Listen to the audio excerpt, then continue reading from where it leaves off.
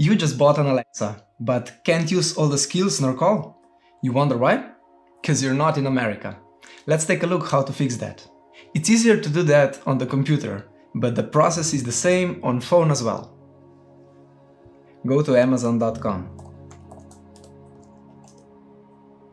In upper right corner, hover over Account and Lists, and under Your Account, select Content and Devices. Now click on Preferences under Search bar. Navigate to Country Region Settings and select Change button. Fill out the form with this data, but change the name, of course. This is just a random American address I found on Google. Click Update and you should be seeing success. Because you want to keep using Amazon for buying stuff, we have to change back our address.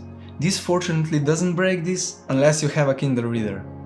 Leave a comment below if you'd like to see more videos like this and which topics you'd like to see. Have a great morning, day or evening, and see you in the next one.